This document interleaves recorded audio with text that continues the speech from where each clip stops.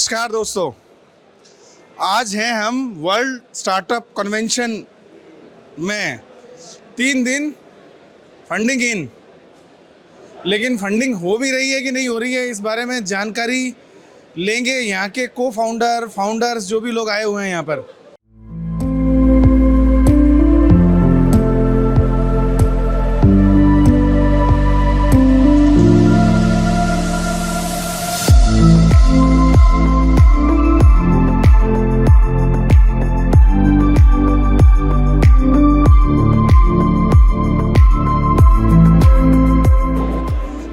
Funding in.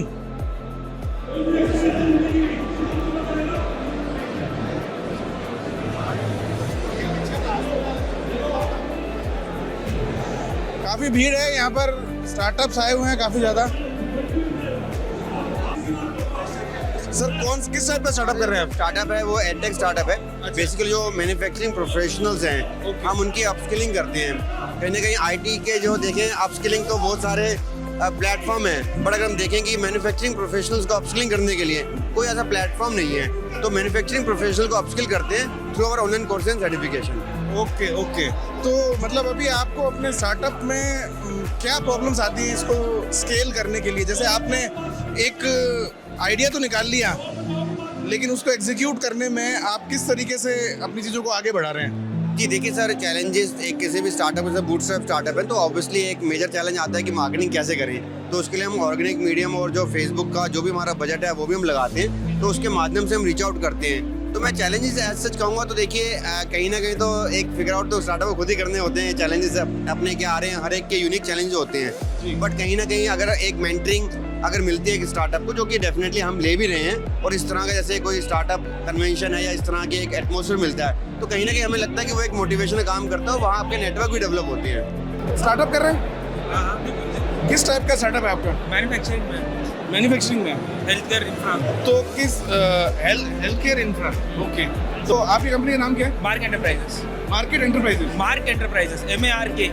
Mark enterprises. हाँ। ये क्या प्रोप्राइटरशिप है या प्राइवेट लिमिटेड कंपनी है? प्राइवेट प्रोप्राइटरशिप है अभी, तो इसको प्राइवेट लिमिटेड नहीं किया? करने वाले हैं अभी। अच्छा, करने वाले हैं। हाँ, ओके। तो अगर आप इसको प्राइवेट लिमिटेड करते हैं तो आपको क्या लगता है क्या फायदे हो सकते हैं प्राइवेट लिमिटेड करने के? क्यों करना चाहते हैं प्राइवेट लिमिटेड? ईज होगा फंड रेजिंग में, लाइक अच्छा, फंड रेजिंग में ईज होगा। यस। ओके। तो बेसिकली एक तरीके से प्राइवेट लिमिटेड करना है तो मैं ये कह सकता हूँ कि ट्रस्ट बिल्ड होगा।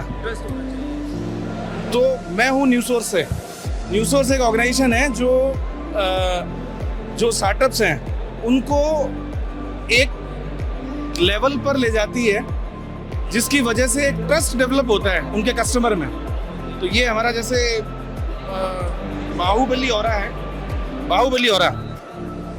बाहुबली मूवी देखी थी मैंने, उसके बाद मुझे लगा कि एक स्टार्टअप करना एक साम्राज्य का निर्माण करने जैसा है। तो एक स्टार्टअप को करने के लिए या एक बिजनेस को आगे बढ़ाने के लिए आपको क्या क्या करना होता है, ये सब इसमें दिया हुआ है। आप 1 बाय 1 चीज़ों को देख सकते हैं। इसमें सारे वो सवाल हैं जो आपको आंसर करने हैं अपने स्टार्टअप को सक्सेसफुल बनाने के लिए। अगर आप इन क्वेश्चंस को आंसर कर पाते हैं तो आप स्टार्टअप को सक्सेसफुल बना सकते हैं। फिर आपको ऐसे ही जगह पे आने की जरूरत नहीं पड़ेगी 3 दिन फंडिंग इन जो फॉल्स प्रॉमिस किए जा रहे हैं। ठीक है, आपको स्टार्टअप में अगर फंडिंग चाहिए तो प्रिपरेशन अपनी अच्छी रखनी पड़ेगी, इन सवालों के आंसर करने पड़ेंगे, तभी आप एक बड़ा स्टार्टअप बना पाएंगे। और इसके अलावा आपके स्टार्टअप में अभी आपको प्रॉब्लम्स क्या आ रही है?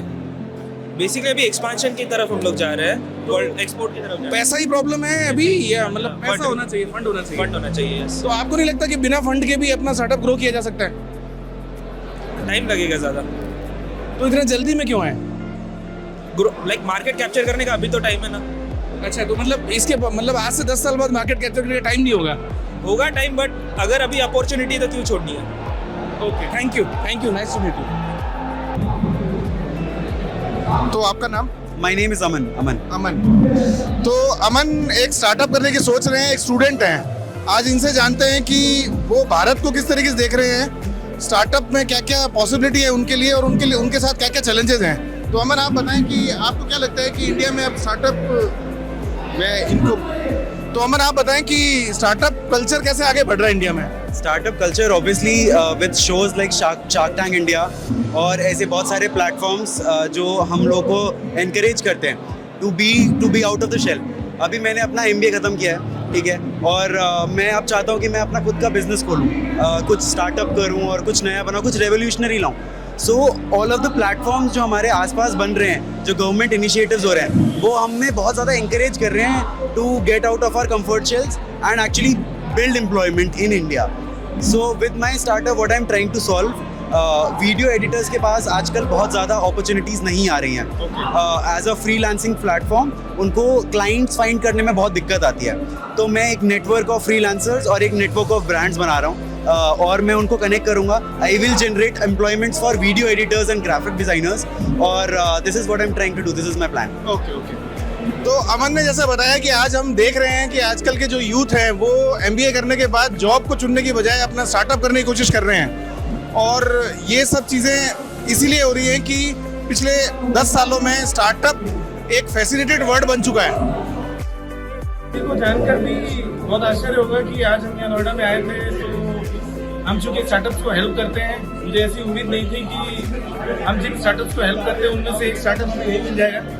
तो राकेश सिंह, तो राकेश जी ने हमारे साथ ही स्टार्टअप अपना स्टार्ट किया था, हमने उनकी कंपनी इनकॉर्पोरेट करी थी। हम उनका एक्सपीरियंस जानना चाहेंगे। मेरा एक्सपीरियंस बहुत अच्छा रहा है।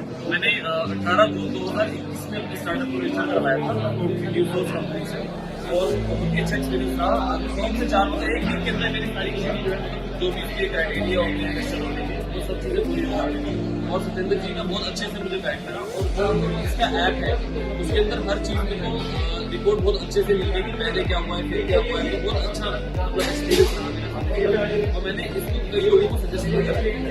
Thank you Rakesh ji. तो आज हम आपको कपिल जैन जी से मिलवाने वाले हैं।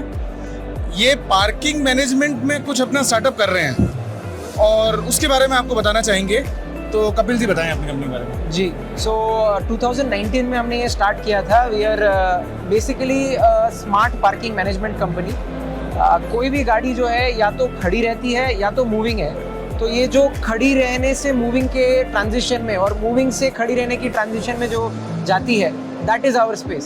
सो ये जो vehicle move in and out of a building और पार्किंग लॉट हो रही है, इसको हम लोग रिकॉर्ड करते हैं डिजिटल तरीके से। पहले जो रजिस्टर मेंटेन होते थे जिसमें आपकी गाड़ी का नंबर वगैरह, कब आई कब गई, सब लिखा जाता था, वो सेम इन्फॉर्मेशन को हम लोग जो है एक डिजिटली आपको एक एक्सेल फॉर्मेट में दे देते हैं through number plate recognition. Along with this we also give access to regular entrants, जिसका मतलब ये है कि कोई अगर गाड़ी रेगुलरली आ रही है आपके एम्प्लॉयज़ की या फिर आपके रेसिडेंट्स की, तो जैसे ही गाड़ी आती है it reads the number plate and opens the gate for. Okay, so that is what we do right now. Okay. तो आप इस वर्ल्ड कन्वेंशन जो स्टार्टअप का है उसमें आए, तो आपको क्या बेनिफिट मिला यहाँ पे आके? सो एक चीज़ सबसे मेन जो है हमको ये मालूम पड़ा है कि there are lot of investors out there जिनको इन्वेस्ट करना है कंपनीज में, but they are also looking for access to right companies, right startups to invest in. And similarly there are lot of startup founders, some are in idea stage, some are already getting some traction.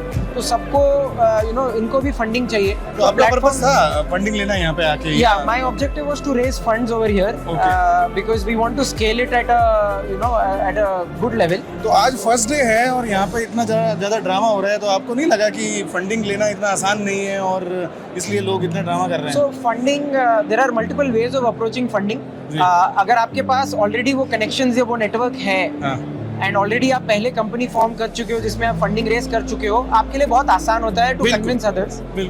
For people who are new to the funding space, वो लोग के लिए ऐसे platforms होते हैं जिससे आप वो फर्स्ट कनेक्शन बिल्ड कर सकते हैं। तो बेसिकली ये जो प्लेटफॉर्म है बेसिकली फर्स्ट कनेक्शन बिल्ड करने के लिए है, लेकिन आपको यहाँ पे फंडिंग नहीं मिलेगी। आप यहाँ पे आए हो, कोई आपको 50 लाख 1 करोड़ रुपए नहीं देगा। नहीं मिलेगा। यही मैं अपने स्टार्टअप्स को बताना चाहता हूँ कि इस तरीके के जो प्रोग्राम होते हैं वो नेटवर्किंग बिल्ड करने के लिए होते हैं, ना कि अगर इस प्रोग्राम का जो टैगलाइन है वो बेसिकली है 3 दिन फंडिंग इन, तो ऐसा नहीं पॉसिबल है।